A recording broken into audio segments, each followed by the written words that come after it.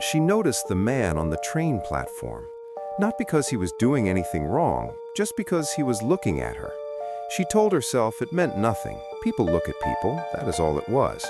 She took the last train home, walked the 12 minutes from the station to her front door the way she always did. She locked the door behind her, put the kettle on, checked her phone. Then her Ring camera sent an alert. Motion detected, front door. She opened the clip. He was standing outside her house. He had been on the platform 40 minutes away. He had followed her home, and he was still there. This first account comes from a woman named E. She was 28. She worked late shifts at a hospital administration office 3 nights a week. She took the same train home every time, same platform, same carriage, same 12-minute walk from the station to her front door. She told me she had done that walk hundreds of times without ever feeling afraid.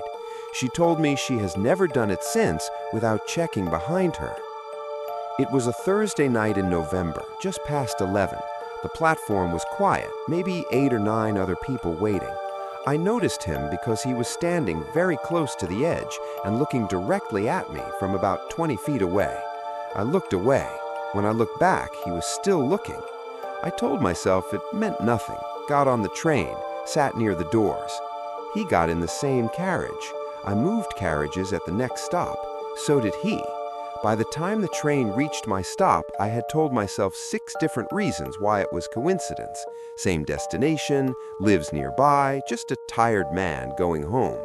I walked fast, took the longer route, the one with more streetlights. I got inside, locked the door, stood in my hallway with my coat still on, trying to slow my breathing down. My Ring camera alert came 4 minutes later. He was standing on the pavement directly outside my house, still, facing the door. He stood there for 9 minutes. Then he took out his phone, appeared to photograph the front of my house, and walked away. The police took my report. They reviewed the train station's CCTV. He had boarded the train at the stop before mine, the first stop on the line. He had not been at my original platform by coincidence. He had been waiting there specifically. He had known which train I would be on. They never identified him. The image from my Ring camera was not clear enough. I changed my shifts. I never took that train again. But what I think about most, even now, is not the 9 minutes he stood outside my house. It is the photograph. He wanted to remember where I lived. The second account was submitted by a man named G. He was 34. He finished work at 10 p.m. most nights and parked in the same multi-story car park near his office. He told me he had parked there for 2 years without incident. He told me that changed on a Wednesday evening in January that he will never forget for the rest of his life. I was on the 4th floor. My car was the last one on that level. Everyone else had already left. The stairwell was at the far end. As I walked toward my car, I heard footsteps on the stairwell coming up. Nothing unusual. People use stairwells. I got to my car. The footsteps stopped. I looked back toward the stairwell. A man was standing at the entrance to the floor, just standing there, looking at me across the empty level. I got in my car quickly, locked the doors, started the engine. He walked toward me, slowly, directly toward my car. I reversed out and drove for the exit ramp. In my mirror, I saw him watching me go. I told myself it was nothing. Drove home, parked outside my house. As I was unlocking my front door, I heard a car slow down on the street behind me. I turned around. It was him. He had followed me from the car park 12 miles across the city, through 3 different roads, all the way to my house. He drove past slowly, looking at me standing in my doorway. Then he turned the corner and was gone. I went inside and sat on my kitchen floor for 20 minutes before I could move. The police traced the partial plate I had managed to remember. The car had been reported stolen 2 weeks earlier. They never found him. I installed cameras that same week, front and back. I have never parked in a multi-story car park after dark since that night. Not once. This third account was submitted by a woman named N. She ran the same route every morning, 6 a.m., same streets, same parks, same path home. She told me it took her 3 weeks to notice. She told me once she noticed, she could not understand how she had missed it. I run 5 days a week, always the same route, out of habit more than anything. 40 minutes, loop back home. About 3 weeks into a new job, I started noticing a man on my route, jogging the same direction, same pace, same roads. I assumed he lived nearby and just happened to run the same way. One morning, I cut my run short, turned back early because it was raining. He turned back at exactly the same moment, before he could have seen me turn. The next morning, I took a different route entirely, one I had never taken before. I planned it the night before and told nobody. He was on that route. Different roads, different direction, but there he was. Same man, same pace. I stopped running, stood completely still on the pavement. He ran past me without making eye contact, like he had not seen me, like he had not just been following me through streets he could not have known I would take. I walked home, took a different path every 2 minutes. He did not appear again. But the following morning, outside my front gate, there was a single running shoe. Not a pair, one shoe, my size. I still do not know how he knew my shoe size. I still do not know how he knew where I lived. I never gave him either piece of information. I called the police. They found nothing. No prints on the shoe, no way to trace it. I have not run outside since that morning. I probably never will. The fourth account was submitted by a woman named P. She used rideshare apps regularly, late nights, early mornings, whenever she did not want to drive. She told me she always felt safe because she could track the driver, see their rating, share her route with a friend. She told me none of that prepared her for what happened the night a driver decided the journey did not have to end at her destination. The ride was normal, 12 minutes. The driver was quiet, polite, did not try to make conversation, which I actually appreciated. He dropped me outside my building. I got out, said thank you, went inside.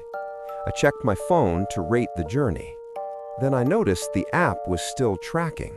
The car had not moved. I looked out my lobby window. He was parked outside, engine running, just sitting there. I waited 10 minutes. He did not move. I called the rideshare company. They told me drivers sometimes wait in the area for new bookings, that it was not unusual. I went upstairs, got ready for bed. At 2 a.m., my phone buzzed, a notification from the rideshare app. He had requested to rate my journey as 5 stars and left a comment. The comment said, "I hope you got home safely. I made sure you did." I reported it to the company immediately. They suspended his account pending investigation. 2 days later, I received a message on Instagram from an account with no profile picture and no followers. It said, "I got a 5-star rating for making sure you got home safe. You should give me one too." The account was created the day after my journey. He had found me on Instagram from my first name and the neighborhood the app had shown him when I booked the ride. The police investigated. He was banned from the platform. A restraining order was issued. I have never used a rideshare app since. I deleted every social media account I had that same week. He had found me from a first name and a neighborhood. That was all he needed. The last account tonight was submitted by a man named M. He told me he is not someone who scares easily, former military, physically capable, situationally aware in a way most people are not. He told me that the night this happened, he was more afraid than he had ever been in his life. Not because of what the person did, because of what he found out afterward. I was driving home from a late dinner. Rural road, no streetlights. I had taken a back route to avoid roadworks, a road I did not know particularly well.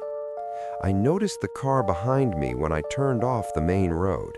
It was the only other vehicle I had seen in 10 minutes. I turned left, it turned left. I turned right, it turned right. I slowed to 30 miles per hour on a road with a 60 limit. It slowed behind me, maintaining exact distance. I am trained to notice these things. I knew this was not coincidence. I did not go home.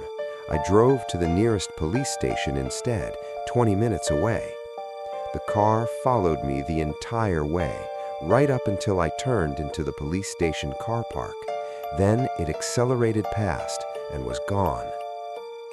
The officer on duty took my statement, asked me if I had any idea who might be following me. I said no.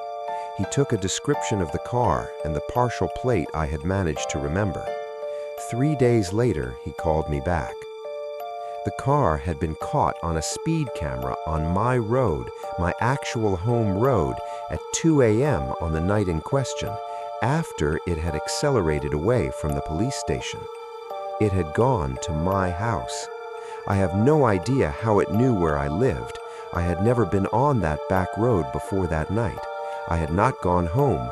I had driven in completely the opposite direction.